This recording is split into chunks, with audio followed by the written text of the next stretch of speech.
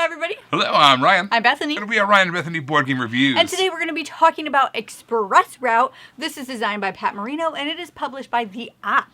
I love it when a game puts together two things that seemingly don't go together or are rarely put together. And this game did exactly that. This is a cooperative pick up and deliver style game.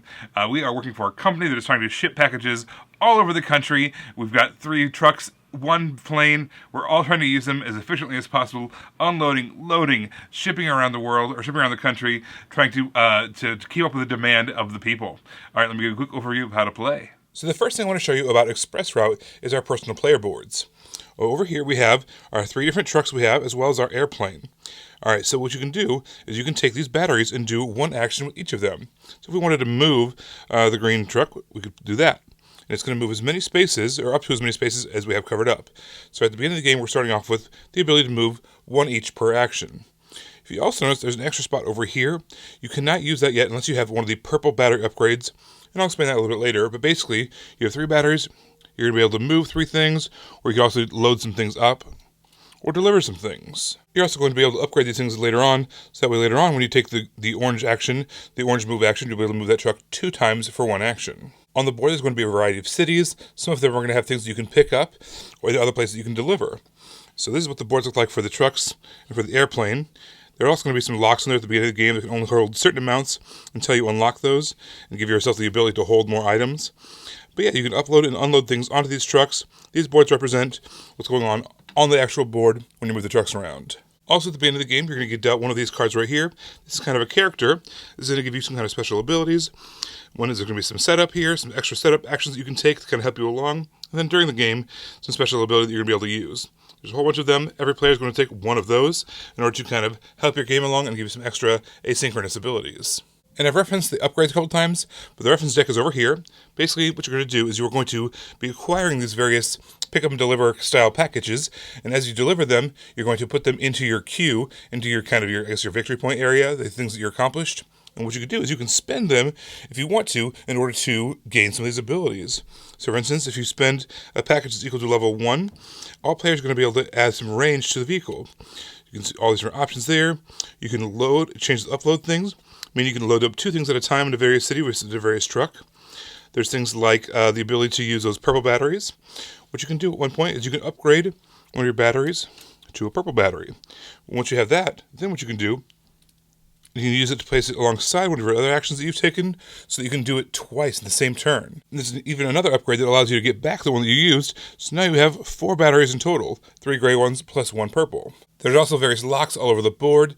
They're kind of things that are currently locked out to us. And you can buy an upgrade that allows you to unlock that part of the board so that we have more options and more flexibility. And every player is also getting one of these turn order checklists that kind of teaches you and walks you through each turn, how you're going to take the orders, how you're going to adjust the demand level.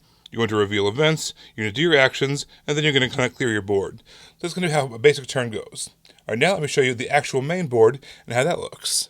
All right, here is the main board. This is the map of the entire U.S. Basically, what we're trying to do is this is the various cities that we're going to be picking up from, and then on the tiles themselves, it shows you where to deliver them to. What's going to happen is we have this demand chart over here. This tells us how many packages and how stressful the packages are to deliver. Right now, we're at a level 15 at the start of the game. The more packages that get added to the board, the higher that's going to go. And if we deliver packages, it's going to lower it back down. After every turn, we're going to add more of these demands, more of these packages onto the board based off of where we are, if we're in the red, yellow, or the green. So right now we're in the green, so according to this, we're going to add 2 more of these easier packages onto the board, and then we're going to be able to refill them from this section over here. These are the easy ones, these are the harder ones. Now remember, this is a full cooperative game. There's not one player assigned to any one vehicle. So on my turn, I might move this vehicle over here, and maybe I pick up this package and put it into the truck. But then later else on someone else's turn, maybe they move the car and they unload the truck. We also have an airplane. An airplane does not need to use the dotted lines. However, it can only land in airports. Airports have that kind of little airport symbol like over here and here. So for one move, you can pick this up and move it to any airport spot. At the end of your turn, when you're refilling the board, this is what you're choosing from over here. You have spots over here that are currently locked out. Once you're able to kind of unlock those, you're going to be able to see more options of more things you could put out there. However, the top of these only has the location of where it starts. This one says Des Moines, Iowa. So if I were to pick that up, I'd put it in Des Moines, but I flip it over. So this says it needs to be delivered to Memphis, Tennessee. And I just added a 2 to the board, so that means I would add this and raise it up 2 as well. But again, if you ever drop off a package and completely finalize where it needs to go, you get to move that back down, reflecting what was dropped off. And when you refill the board, this area over here, you're going to do it based off of whatever this is here, it says. So we're currently in the green, so to refill it from the easier ones. And again, if we have that unlocked, we can even put more down, so we have more choices to choose from. So that's going to be the first part of our turn, is we're going to populate the board with those based off whatever the chart says. The next thing we're going to do is we're going to change the demand level based off of what was on the board added. Next, we have these event cards over here. We're going to reveal the top card of the event deck, read it, and do whatever it says. This particular one says, no travel in or out of St. Louis, Missouri. So this spot is currently kind of locked out. You cannot use that route. So if you wanted to go there, you have to go kind of out and around. Or if you're trying to deliver there, you're just going to have to wait a turn. Then, of course, you're actually going to do your actions. That's where you're going to move around. You're going to load things, unload things, do whatever you want to do. And then last thing, you're going to remove the batteries from your personal player board in order to clear things out, ready for the next turn. So what are we actually trying to do? What's our objective? Well, across the board here, we have 8 spots. We have to deliver 8 packages. Once you've done that, you're going to win the game. It sounds easy. However, what you can do is you can spend the things that you've put on that board there and spend them to get your upgrades. It's going to help you be more efficient, move faster, all those kinds of things. So it's very tempting to want to spend the things that you've earned in order to get upgrades. But if you spend too many, then you're just going to be doing double the work and having to make a whole bunch of deliveries just to kind of fulfill your win condition. And by then, the game might end. So you have to weigh and balance when to upgrade things and when to just kind of put things down as points. You do need to fill things up from left to right. The first 4 spots have no restrictions. However, the next 2 and the next 2 have some restrictions. Once you fill up those 4, then you can kind of put those in any order. There's some random objectives. One over here says this is the west destination. So anything that has kind of a destination that's in the orange that wants to be delivered, those can go there once you've delivered them. Presumably you've done those 4 first. The next one says it has to be an odd demand. So things that go there have to be an odd demand, 1, 3, or 5. There's a bunch of those in the box, so each time you play, you're going to choose 2 different ones and put them out there so you have kind of a different experience every time you play. There are 2 ways to lose the game, and that is if we ever have our little pawn here go above whatever our demand track allows us to go, we're going to lose that way. So right now, there's kind of one of those little locks there at the 36 mark. So if you ever go at 36 or above and you have not unlocked that yet, you're going to lose the game. Or if you have found that card and you've done the upgrade that allows you to remove that, now the whole track is available to you. But now if you go past 45, so if you go 46 or higher, it's going to cause you to lose the game. Also, you have a certain number of event cards.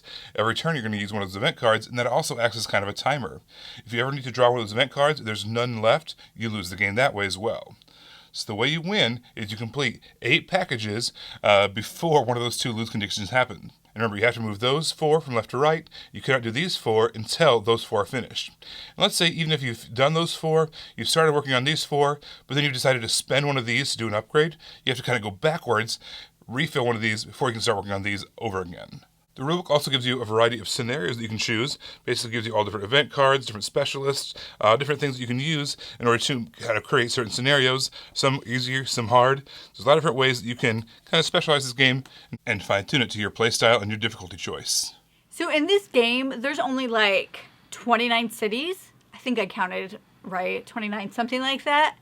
And, we have 50 states and there's only 29 cities. But you know what? One of the cities was in Iowa. Des Moines was in this game. Not that we're on the map. Not that we live in Des Moines, but we live in Iowa. And so I was really excited to see Iowa on the map. Iowa pride. Yeah! No, I really do like Iowa. So I really was happy to see Des Moines on the map. Like, for real. All right, the characters in this game, I'm going to choose a character. They have a setup portion, and they also have a kind of a special ability portion of their cards. I liked how they would both help you in certain ways, and they weren't always even related. So the setup during the game, before the game even started, you have some kind of a benefit. Maybe you get to unlock something ahead of time. Maybe you get some kind of extra benefits before the game even starts during the setup. And then during the game, you have extra things that are available to you that aren't available to anyone else. And there's a bunch of them too. So every time you play, you can choose a different character, a different combination of characters, so you can see all these different benefits and how they're going to pan out and help you out throughout the game. Yeah, the game really wanted you to upgrade and also be strategic of what packages you delivered, because some of the upgrades required wanted very specific things in order to do that. But also you'd have all this space, and if you wanted to take things off the board, you couldn't because it had to be like these specific things. So the game really encouraged you to try to upgrade. There's so many different ways you can upgrade and make the game easier for you to play, but the game like really pushed you to do that. I think one of the coolest decision points in this game comes in the idea of those upgrades. You have to basically spend the progress that you've made. Yeah. You only need to make 8 deliveries to fulfill the objective of the game. Only 8. It's easy peasy, right? But you're also going to want a lot of upgrades so you can kind of do them more efficiently. Yeah. So once you've done 1 or 2, you will probably want to spend your progress in order to make some of those upgrades happen. Then you have to work that progress back, and then more some as well. Yeah. So it's a decision point of like, okay, should I just sprint towards the end game and try to get all 8 right away, or should I spend some stuff so I can fulfill things? Yeah, I really like the decision point and that challenge of knowing when to upgrade, what to upgrade, or when to just score points. Yeah, I do want to say that when we were playing this game, I never felt like we were going to lose. Like, I felt like we always had a handle on it, and I want to feel like when I'm playing a cooperative game that I don't have a handle on it, but I felt like we did the entire time. Like, we saw the board, we could map it out, we could figure out if we buy this upgrade, we can put this here. You know, even when the events like made it harder for us, it was just kind of like, okay, that's just one thing, we can still do what we want to do.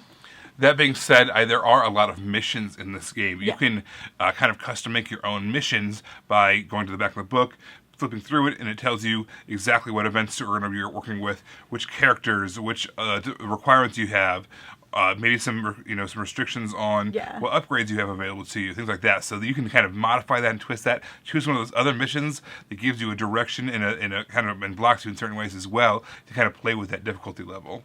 So overall, this game was fine. I was just a little bored when I was playing, and I figured out why.